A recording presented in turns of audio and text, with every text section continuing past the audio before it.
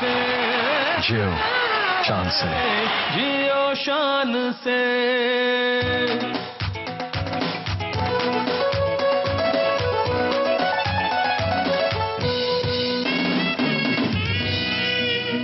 अस्सलाम वालेकुम। और आइए ज़रा अपने उसी रिवायती अंदाज में एक दफ़ा गुड मॉर्निंग कहते हैं ताकि ज़रा होश में आ जाए। Ready 1 2 good morning. Yes that's a very good morning. और आज जो हमारा प्रोग्राम है उसमें हमारे जो गेस्ट हैं वो हैं ख्वाजा साद रफ़ीक साहब, और उनसे हम बात करेंगे बिकॉज हमने पहले भी कहा था कि इलेक्शन ईयर है, हम चाहते हैं कि हर सियासी पार्टी से हम लोग बुलाएं, उनसे डायलॉग करें ताकि अवाम तक वो बातें पहुंच सकें, अवाम अपना लीडर जो है उसको सेलेक्ट कर सके, अपनी पार्टी को सेलेक्ट कर सके। और ख्वाजा साहब से वैसे भी मैं चाहता था कि मुलाकात होनी बहुत ज़रूरी है, उनको बुलाया जाए, उनसे पूछा जाए, उनका मंशूर पूछा जाए, एक इंसान को वैसे देखा जाए कि वो सियासतदान के अलावा कहें। तो इन सारी बातों पर हमने आज उनको बुलाया है। और अवाम से मैं जो हमारे साथ ऑडियंस बैठी है उनसे मैं ये ज़रूर पूछना चाहूँगा कि आप अपने लीडर में जो भी जैसे भी है, हम नाम नहीं लेंगे, लेकिन क्या देखना चाहते हैं, क्या चीज़ें देखते हैं आप अपने लीडर में? पहली बात यह है कि वो साफ गो होने चाहिए, साफ गो होने चाहिए और करप्शन से पाक हों। करप्शन से पाक ये सबसे बड़ी बात है। इसके अलावा अवामी लीडर होने चाहिए, अवाम के बारे में सोचें, ये नहीं कि सिर्फ ऊपर के लोगों के बारे में ना सोचें, इक़्तिदार के बारे में ना सोचें, एक गरीब अवाम के बारे में सोचें कि उनके क्या मसाइल हैं, उनको कैसे दूर करना है। मैंने लीडर का पूछा था, आपने मुझे वली की खासियत बता दी। नहीं होना चाहिए एक लीडर के अंदर भी, अगर वली की थोड़ी सी ऐसा कुछ अभी तो ऐसे नहीं है, लेकिन अल्लाह करे कि आप ये ढूंढते हैं। जी आप क्या अपने उसमें सर पहली बात है कि वो सिर्फ गुफ्तार के गाजी ना हो, किरदार के भी गाजी हों। गुफ्तार के गाजी ना हो, किरदार के भी गाजी हो। दूसरा सिर्फ लग्जरीज में बैठने वाले ना हो, उन्हें अवामी सतह के मसाइल का, धूप में तपती हुई सड़क और एक गरीब शख्स के भी एहसास जरूर हों उसके दिल में। मतलब उनको चाहिए कि जिस हल्के से जीतें उसी हल्के में, कुटिया में रहा करें। कुटिया में उनको रहना चाहिए तो कुटिया में रहने वालों का एहसास होगा। बड़ी खूबसूरत बात है जी। और आपके में से आप सर ये सवाल है कि वो लैपटॉप्स ना तकसीम करें, जॉब अपॉर्चुनिटीज भी होनी चाहिए यहाँ पे। जॉब अपॉर्चुनिटीज होनी चाहिए। तो अब तो मुझे ऐसा लग रहा है कि लैपटॉप के साथ आईफोन भी अब दिया करेंगे। अच्छा, बड़ी अच्छी बात है। तो ये आप एक्सपेक्ट करते हैं? नहीं, ये इनसे नहीं है, इनका यानी कि तवक्कात नहीं है इतनी। लेकिन ऐसा लग रहा है कि ये कुछ इस तरह करेंगे, कुछ इस तरह क्राइटेरिया निकालेंगे कि इनका ध्यान जो है वो आईफोन की तरफ जाया जाए, लैपटॉप की तरफ। जो जॉब अपॉर्चुनिटीज इनके पास बिल्कुल भी नहीं है। तो अच्छा, आपके ख्याल में और लोग जॉब अपॉर्चुनिटीज क्रिएट करेंगे? जी जी। कौन? इतने सालों में तो नहीं हुआ, मेरे ख्याल में तो इतना कोई उम्मीद किसी के साथ भी नहीं है। किसी के साथ नहीं, लेकिन आपका लीडर जो आप भी जिसको भी सोचते हैं उसको ऐसा होना चाहिए। जी जी। आप में से कोई? आप जी। मैं सिर्फ ये कहना चाहूँगा कि हुक्मरानों को सिर्फ ये देखना चाहिए कि जैसा सलूक वो अवाम के साथ करते हैं, वो ये एक्सपेक्ट करें कि अवाम भी उनके साथ वैसा ही करे। हाँ, लेकिन मैं ये तो एक अलग टॉपिक है। मैं आपका लीडर जो भी है उसमें आप क्या देखते हैं? अवामी लीडर हो, अवाम की खातिर सोचने वाला हो। होते हैं यार। नहीं वो अवामी नहीं होते, अवामी फनकार होते हैं, अवामी पहलवान होते हैं। यहाँ पे जैसे अवामी लीडर का क्या किस तरह होता है जो अवाम की बात करे, जो कह देगा जी चीनी इतनी महंगी है, मैंने सुबह चीनी नहीं पी। अवाम की खातिर लड़ने के, चीनी की प्रॉब्लम है, अवाम की खातिर लड़ने के लिए मैदान में मौजूद हो। हमारे लीडर्स कभी भी अवाम के साथ लड़ने के लिए मैदान में नहीं आते, अपने मुफाद के लिए अपने मुफाद के लिए आते, अवाम के मुफाद की खातिर उनके साथ आए। और देखते हैं कि अब दिन भर जियो में क्या हो रहा है। Let's go and watch that.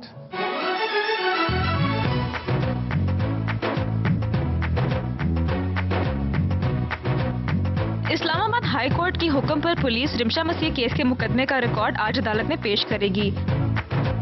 Lahore high court में हज कोटा अलॉटमेंट के हवाले से दायर दरख्वास्तों पर मजीद कार्रवाई आज होगी। सानेहा बल्दिया टाउन की तहकीकाती टीम आज वजीर आला सिंध को रिपोर्ट पेश करेगी। पाकिस्तान अवामी मुस्लिम लीग आज लाहौर के इलाके गवाल मंडी में जलसा करेगी। आईसीसी वर्ल्ड T20 के सुपर 8 मरहले में आज पाकिस्तान अपना पहला मैच जनूबी अफ्रीका के खिलाफ खेलेगा, जबकि भारत का मुकाबला ऑस्ट्रेलिया से होगा। और महकमा मौसमियात के मुताबिक आइंदा 24 घंटों के दौरान मुल्क के बेशतर इलाकों में मौसम अबरालूद रहेगा, जबकि कहीं कहीं बारिश का इम्कान है।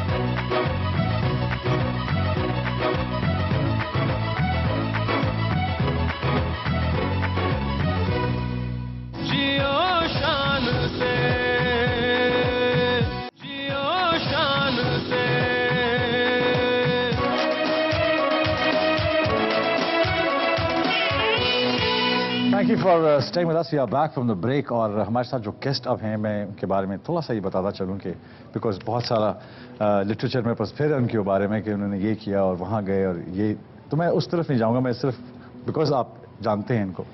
मैं सिर्फ इतना ही कहना चाहूँगा कि एक कारकुन जो होता है वो रगों में दौड़ता है पार्टी की, और इनका जो रगों में दौड़ना है वो बहुत नुमायाँ है, लेकिन कब ये रगों का खून जो है ये चेहरे से या आँखों से टपकेगा ये बात समझने की है, ये पता नहीं कब होगा। लेकिन मैं आज वेलकम करना चाहूँगा ख्वाजा साद रफ़ीक साहब को एक बार भरपूर तालियों में कि वो उन्होंने, बहुत शुक्रिया आपका कि आज आप हमारे साथ हैं। हल्के फुल्के सर सवाल आपसे थोड़े से स्टार्ट करेंगे अगर आप इजाज़त दें। पहला तो है कि बचपन में आपके जो वालिद ख्वाजा रफ़ीक की शहादत हो गई, सियासी तरबियत में फिर किसने अहम किरदार अदा किया? बिस्मिल्लाहिर्रहमानिर्रहीम। सबसे पहले तो मैं आपका शुक्रिया अदा करता हूँ, आपने मुझे अपने इस इंतहाई मकबूल शो में आपने मुझे इनवाइट किया है, और मुझे इस बात की भी बहुत खुशी है कि आपने बतौर एक टॉप एक्टर के पाकिस्तान की फिल्म इंडस्ट्री में भी अपना नाम बनाया है, और अब ये आपका एक नया रूप कह लें हमारे सामने है, एक नया मोड़ काटा है आपने, आपको इसकी मुबारकबाद पेश करता हूं। और मुझे बड़ी दिली खुशी है, और उस खुशी की एक बुनियादी वजह ये तासुब भी है कि मेरा और आपका ताल्लुक पुराने शहर से है, पुराने शहर लाहौर। शहर लाहौर से एक वजह रोड आप लोहारी जी है, आप मोनी रोड में लोहारी। एक वजह और भी है कि आपके वालिद गिरामी जो हैं वो, उनका एक अपना उसलूब था फिल्में बनाने का, और एक नजरिए के वो अलंबरदार थे। वो भी एक रिलेशनशिप आपके साथ मैंने हमेशा महसूस की। आज मिले हम शायद पहली बार आए, फर्स्ट टाइम। तो जो आपने मुझे सवाल पूछा है तो उसका मुख्तसर जवाब यह है कि मेरी वालदा, अच्छा, मेरी वालदा ने मेरी और मेरे भाई की ट्रेनिंग की है, और आज हम जैसे भी हैं, जहाँ भी हैं, जिस अंदाज में भी बात करते हैं, वो उसकी सारी, उसका जो क्रेडिट है वो मेरी वालदा मरहुमा को जाता है। इतनी सख्त तरबियत थी, आप शान साहब सोच नहीं सकते। अच्छा, इतनी सख्त तरबियत। मैं अपने कॉलेज की यूनियन का प्रेसिडेंट था। मैं एक वाकया सुना देता हूँ, कहने में कोई आर नहीं है। अब वो एमए कॉलेज जब मैं गया तो बड़ा एक बदकिस्मती से नोटोरियस था, निकला तो उसके अंदर बड़ा डिसिप्लिन था, और अब तो बहुत अच्छा अदारा बन गया। तो मैं हॉस्टल में था, और मैं वो नान हलीम वही मैं अफोर्ड करता था, वो मैं खा रहा था। अभी आधी प्लेट हलीम की मैंने खाई थी, तो किसी ने बहुत जोर से दरवाज़ा खटखटाया। तो मेरा दरवाज़ा कोई जोर से खटखटाता नहीं था, ठीक ठाक मेरा रोब था। तो मैंने कहा ये कौन आ गया? तो किसी लड़के को मैंने कहा दरवाज़ा खोलो, खोला तो वालदा खड़ी थी। तो वालदा को देख के मैं डर गया, जिस तरह तुझे डर जाते। मैं वो बड़ी जलाली थी, मैं डर गया। मैं फौरन खड़ा हुआ कि खैर है। उनके साथ 2-3 लोग थे, तो उन्हें कहने, मैं कॉलेज का प्रेसिडेंट था और मेरे बड़ा रोब था, और उस दौर के लोगों को पता रोब कितना था। तो वो उन्होंने कहा यही था। तो उन्होंने मेरी तरफ देखा जैसे कि मुलजम को देखते हैं। मैं कहा नहीं जी ये नहीं था। अब मुझे कुछ समझ आ रही है सीन की। फिर वालदा ने मेरी वो हलीम की आधी खाई हुई प्लेट देखी, मुझे देखा, उन्हें देखा। तो मैंने कहा बैठ जाएं, काम डाउन। बैठ गई, वो भी बैठ गए। क्या हुआ? तो वो कहने लगी कि ये फलां होटल के मालिक है, और ये इन्होंने मुझे शिकायत की थी कि आपका बेटा आया है और यहाँ से बहुत सा खाना मुफ्त ले गया। इतनी सख्त माँ थी। इतना उन्होंने चेक एंड बैलेंस रखा हुआ, बहुत ज्यादा। आधा घंटा पहले कहीं उन्हें पता लगा, वो उनके साथ आई, तो वो खैर वो हमने चोर पकड़ लिया बाद में।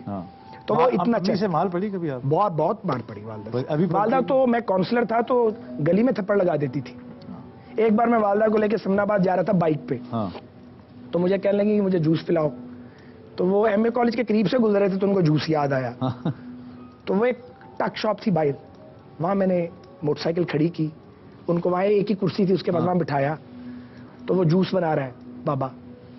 तो अम्मी ने उससे कहा कि कॉलेज के मुंडे तंग ते नहीं कर दे? उन्हें कहा पहले बहुत करते सन। अम्मी ने कहा अच्छा, इतने सदर कौन है? उन्हें कहा कोई मुंडा है साद रफीक नाम का, शक्ल वकल नहीं जानता था मेरी वो। अब मैं कही यार कोई गड़बड़ ना हो जाए। समझ मुझे आ गई कि वालदा ने यहाँ गाड़ी जूस के लिए क्यों रुकी है।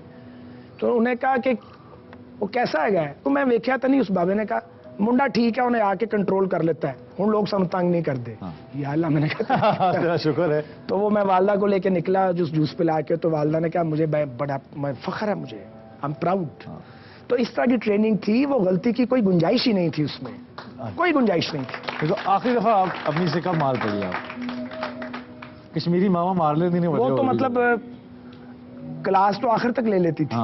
तो उनके उसके ऊपर उन्हें खुली इजाजत थी, और हम दोनों भाई बीगी बिल्ली آخر تک وہ ان کا جو، لیکن یہی میرے خیال میں یہی تربیت ہے جو آج آپ ماشاءاللہ اپنی بیان کرنے میں آپ کا فلوئنٹ ہیں، آئیڈیالوجی میں فلوئنٹ ہے، اور ایک پورا اللہ تعالیٰ نے آپ کو عزت اور مقام دیا ماں باپ. میں بچپن میں ایک جگہ جا رہا تھا، ایک بات میں بتانا چاہتا ہوں سب کے لیے، بچہ تھا میں ابھی. سب لوگ یہ جاننا چاہتے ہیں آپ ابھی کہاں جاتے ہیں؟ بچپن تو چھوڑیں جی، آج کل کہاں مطلب نہیں مجھے یہ بات کر لیتے ہیں. ہاں بچپن کی تو بات مجھے کر لیتے ہیں. ٹھیک ہے، بچپن میں کہاں گئے آپ؟ نہیں، والدہ ایک جگہ سے لے کے گزر رہی تھیں تو ہم فٹ پاتھ پہ جا رہے تھے، تو ایک میں نے بیچ میں سے گزرنا چاہا، جیسے کٹ ہوتا ہے نا بیچ میں سے پلاٹ میں سے، بیچ میں سے آپ گزر جاتے چڑھا کے، وہ بیچ میں ایک خالی جگہ تھی، کارنر پلاٹ ہوگا، میں گزرنے لگا، والدہ نے روک لیا.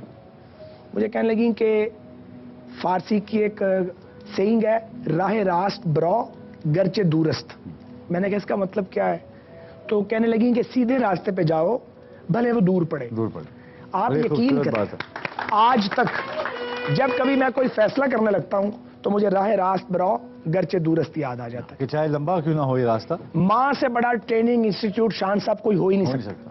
جو ماں باپ آپ سے باتیں کرتے ہیں وہ آپ کے حافظے پہ، دل پہ نقش ہو جاتی ہیں، اور آپ اکارڈنگلی زندگی میں آپ سمجھیں، آپ جو ہے نا ایک اس کے مطابق آپ کی پروگرامنگ ہو جاتی ہے. میں خواجہ صاحب یہ جاننا چاہتا ہوں، آپ نے بھی وہ دور جس دور میں آپ نے ابا کی انگلی پکڑنی تھی، اس دور میں آپ ان کی خیالوں کی، یادوں کی انگلیاں پکڑ کے چلتے رہے. تھوڑا سا وہ شیئر کریں عوام سے. میں چاہتا ہوں کہ آپ کے اندر کا جو بیٹا ہے وہ کیا کہنا چاہتا ہے والد کو، کہ آج اپنے آپ کو آپ جہاں دیکھتے ہیں، کیا آپ کو، اگر آپ کے والد آپ کو سن رہے ہوں اور بڑے ساتھ رہتے ہیں آپ کے، مجھے پتا ہے میرے والد تو رہتے ہیں. جب بھی میرا دل دھڑکتا ہے، مجھے خیال آتا ہے تو مجھے لگتا ہے میرے کان میں کچھ کہہ رہے ہیں. کئی بار مجھے لگتا ہے تکیے تے لیٹے ہیں میرے نال. لیکن آپ کو وہ تنہائی تھوڑی ہمارے ساتھ شیئر کریں. دیکھیں، یہ میں سیاست میں، اور میرا بھائی 7 سال کا تھا اور میں 9 سال کا جب میرے والد کو اسیسینیٹ کیا گیا، کیونکہ وہ بھٹو مرحوم کی سول آمریت کو چیلنج کرتے تھے، اور اس سے پہلے ایوب خان کی آمریت کو چیلنج کرتے رہے، اور وہ ایک فریڈم فائٹر تھے. پاکستان کی آزادی کی تحریک میں بطور ایک طالب علم لیڈر کے انہوں نے جدوجہد کی تھی، جیل بھی کاٹی تھی پری پارٹیشن. تو ان کو جب شہید کر دیا گیا تو چیلم پہ مجھے لوگوں نے، والد کے چیلم پہ سٹیج بنا ہوا تھا چھوٹا سا، اس پہ کھڑا کر دیا. سینکڑوں لوگ تھے، انہوں نے کہا تقریر کرو. تو وہ ایک میرے اندر تھی موجود پہلے دن سے. میں اپنے جو میرا جونیئر ماڈل سکول تھا لور مال پہ، آپ کے قریب وہ میرا سکول ہے، تو وہاں میں تقریریں وغیرہ کیا کرتا تھا، چھوٹی موٹی بچے جیسے کرتے. تو مجھے صرف یہ پتا تھا کہ میرے والد کو اس لیے شہید کیا گیا کہ وہ سچ بولتے تھے اور وہ لوگوں کی بات کرتے تھے. تو میں نے وہاں بات کی ہوگی، تلخی کی بات کی ہوگی. وہ دن گیا اور آج کا دن آیا. شان صاحب، میں اپنے والد کی آئیڈیالوجی سے کبھی جدا نہیں ہوا. میں نہیں، میرا پورا خاندان، میں اور میرا بھائی خاص طور پہ، اور ہماری ساری کمٹمنٹ اس آئیڈیالوجی کے ساتھ ہے. اور الحمدللہ ہم نے کبھی اس سے ویور نہیں کیا ہے، اس کے ساتھ جڑے ہوئے ہیں. خان صاحب، ایک خط آپ کے والد نے لکھا تھا آپ کی مدر کے نام. اگر اس خط کا تھوڑا مضمون بتائیے سر کہ کیا ہے. والد صاحب بہاولپور جیل میں تھے، ایوب خان کا دور تھا، سولیٹری کنفائنمنٹ تھی، معاشی مسائل بھی بہت زیادہ تھے. تو وہ پرانے خط سلمان کو ملے آج سے کوئی 2-3 سال پہلے، 40-42 سال پرانے خطوط ہیں. اس میں 2 باتیں مجھے یاد ہیں.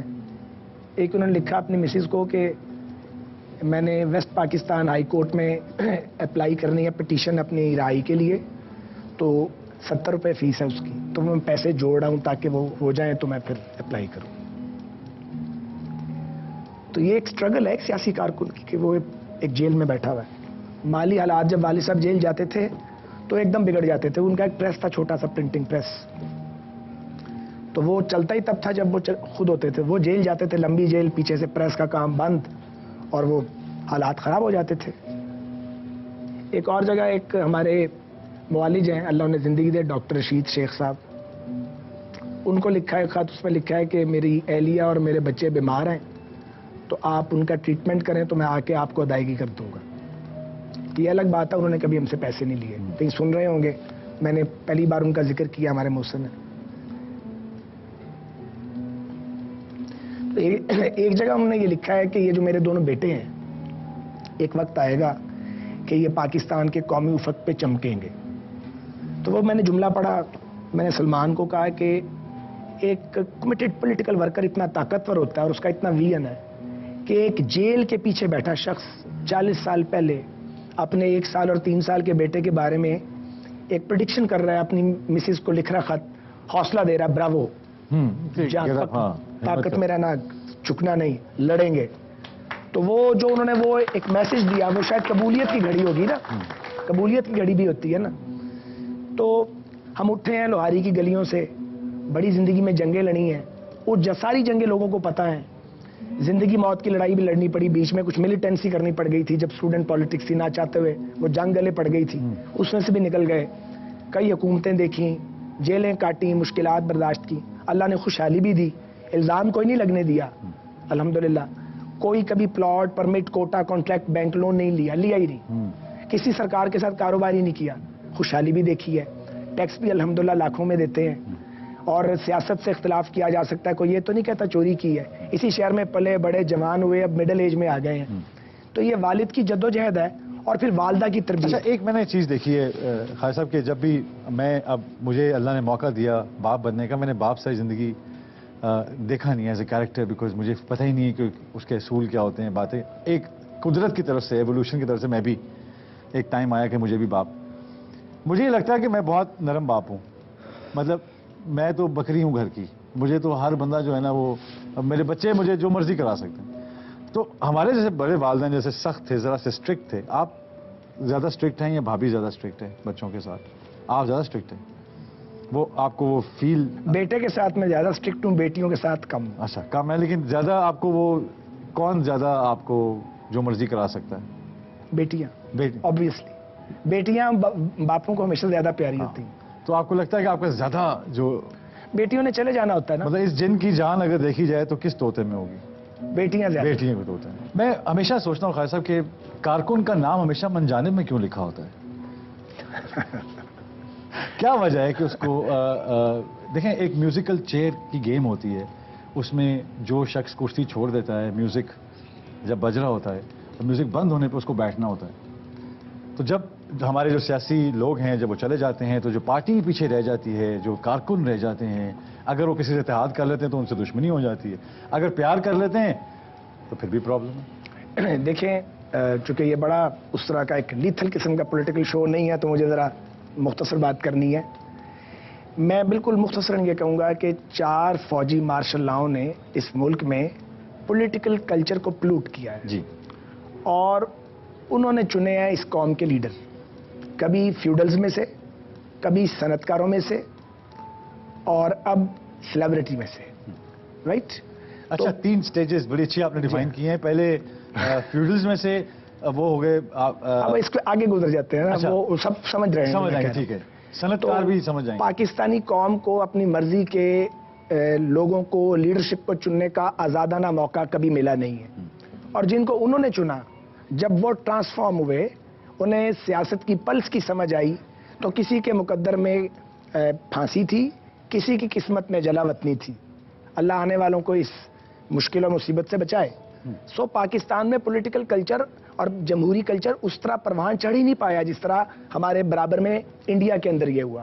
وہاں بھی کانگریس کی شکل میں ایک جماعت موجود ہے جس کی ایک وہاں بھی وراثت کا سلسلہ چلتا ہے, لیکن جمہوری اقدار جماعتوں کے اندر اور باہر پاکستان کی نسبت کہیں زیادہ مضبوط ہے اور مؤثر ہے. ڈیموکریسی کا جو مزیداری کی بات ہے اس میں یہی بات ہے کہ آپ کے بچے کو, میرے بچے کو یہ حق ہے کہ وہ خواب دیکھ سکے کہ وہ ایک دن پریزیڈنٹ آف پاکستان بنے گا. کیا ہمارے بچوں کے پاس یہ حق نہیں ہے؟ نہیں, سب کے پاس یہ حق ہے, اور یہ فنڈامنٹل رائٹ ہے. کوئی بھی جماعت بنا سکتا ہے, کوئی بھی جماعت کا سربراہ بن سکتا ہے. گو یہ مشکل کام ہے. دیکھیں, اس میں صرف ذمہ داری ایک طرف نہ عائد کیجیے. اب جس کو اختیار ملا ہوا ہے, طاقت ملی ہوئی ہے, جس کے پیچھے لوگ لگے ہوئے ہیں, وہ بہرحال وہ اس کی خواہش ہوگی کہ جب میں اپنے ورثے کو منتقل کروں تو اتنی محنت کے بعد کچھ نہ کچھ میری فیملی جو ہے وہ بھی اس میں انوالو ہو. ایک اور بات بھی ہے شان صاحب, دیکھیے سیاستدانوں کے گھروں میں سارا دن سیاستیں ڈسکس ہوتی ہیں اور کوئی کام ہی نہیں ہو رہا ہوتا وہاں پہ, تو ان کے بچوں کو کافی سوجھ بوجھ ہو جاتی ہے اس کی وجہ سے. صرف ہونا یہ چاہیے, ان کے بچوں کے سیاست کرنے پر پابندی نہیں ہونی چاہیے, لیکن یہ نہیں ہونا چاہیے کہ آپ 20 سال کے لڑکے کو پارٹی کا سربراہ بنا دیں, وہ تھرو پروسیس آئے. اگر وہ تھرو پروسیس آتا ہے, وہ اس مشکلات میں سے گزرتا ہے جن مشکلات سے ایک پولیٹیکل ورکر گزرتا ہے اور اپنی جگہ بناتا ہے, تو اس کا برابر حق ہے. لیکن اگر کوئی مسلط ہو, اس کو مسلط نہیں ہونے دینا چاہیے. اس کے لیے ایک جملہ اور, اس کے لیے سیاسی جماعتوں میں جن لوگوں کے قد بن گئے ہیں, جن لوگوں کی آواز اب سنی جاتی ہے, ان کو چاہیے کہ وہ ریزسٹ کریں. وہ کہیں کہ ریزسٹ کریں جی, باغی ہوں, وہ ریزسٹ کریں, وہ یہ کام نہ ہونے دیں. جس طرح ہاشمی صاحب کو آپ سمجھتے ہیں انہوں نے ریزسٹ کیا؟ بڑا سینسٹیو کوسچن. اچھا چلیں, میں نے کہا رشتہ ہمارا ایسا ہی سینسٹیو, میرا ان سے بہت زیادہ قریبی رشتہ ہے. اب وہ ایک اور جماعت میں چلے گئے ہیں, تو میں ان کا بہت لحاظ اور احترام بھی کرتا ہوں. لیکن پھر بھی میں کہتا ہوں ان کی بڑی جدوجہد ہے بہرحال سیاست میں, ان کی جدوجہد سے کوئی انکار نہیں کر سکتا. لیکن آپ کو فیل ہوتا ہے کہ اس میں تھوڑا یہ آنسر شامل ہے کہ میں, کیونکہ ان کی باغی طبیعت ہے ان کی, وہ شاید انہوں نے مشرف سے بھی انہوں نے کہا کہ میں ہاشمی صاحب ذرا زیادہ باغی ہیں. ذرا زیادہ باغی ہیں, یہ بڑی اچھی بات یہ ہے. ایک بریک لیتے ہیں, بریک کے بعد واپس آتے ہیں. Don't go away, right back after this break.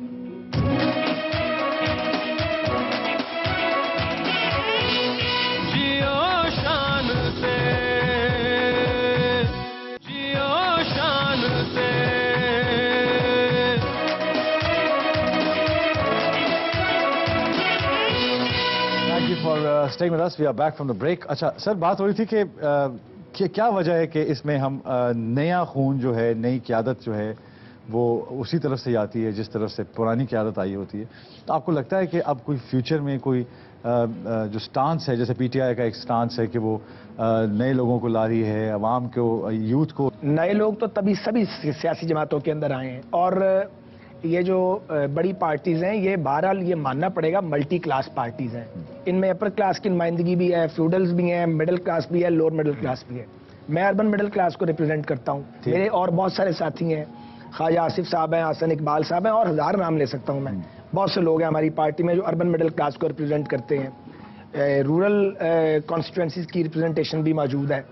تو میں یہ گزارش کرنا چاہتا ہوں, یہ صرف پی ٹی آئی تک نہیں ہے, پی ایم ایل این میں بھی میاں نواز شریف صاحب نے اپنے بہت سارے پولیٹیکل ورکرز کو گرو کر کے ان کو اسمبلیوں تک پہنچایا ہے. میں 97 میں ایم پی اے تھا, 2002 میں ایم این اے تھا, اب میں 2008 میں بھی ایم این اے بنا ہوں, پارٹی کی سینٹرل لیڈرشپ میں بھی لایا گیا ہوں, اور بھی بہت سارے لوگ ہیں. آپ کے علاوہ کون؟ حسن اقبال ہیں, خواجہ آصف صاحب ہیں, یہ سب میری کلاس کے لوگ ہیں, اور بھی بہت سارے لوگ ہیں. جتنا آپ نے کام اس پارٹی میں کیا, اگر آپ کسی اور پارٹی میں کرتے تو آپ کو یہی رسپیکٹ وہاں پہ ملتی. بات تو صرف یہ ہے کہ ٹھیک ہے, لیکن یہ ڈیزرو آپ بھی کرتے ہیں نا. نہیں, میں مانتا ہوں, میں مانتا ہوں یہ بات. تو یہی بات آپ کسی اور پارٹی, اگر پی پی پی کے لیے اتنا کام آپ نے کیا ہوتا تو آپ کو بھی وہاں پہ کوئی ٹپ یا بخشش نہیں ملتی نا پالیٹکس میں. کوئی بھی نہیں دیتا, لینی بھی نہیں چاہیے. لیکن میں کہنا یہ چاہ رہا ہوں کہ اگر کام کیا جاتا ہے تو جگہ بھی ملتی ہے. میں کہنا یہ چاہ رہا ہوں. ہاں نہیں, اچھی بات ہے, لیکن اس میں ہم گروتھ کا جو ریشیو ہے نا خیر صاحب, وہ تو یہ ہے کہ شرلی چھڈو اتوں تو اتنے جا کے پارٹنی چاہیے. ساری جڑی اتوں کی جڑی سیاست شرلیاں پارٹیاں نے نا, اس زمینی شرلیاں نے انہوں نے اتنے نہیں جانے دیتا. یہ بوتل کا رخ نیچے ہوتا ہے یا اوپر ہونا چاہیے. شان صاحب, اس کے لیے بہت صبر کرنا پڑتا ہے, حوصلہ بھی چاہیے ہوتا ہے. نہیں, دو طرفہ ہے, یک طرفہ نہیں ہے. ہاں, اس کے لیے بہت صبر کرنا پڑتا ہے.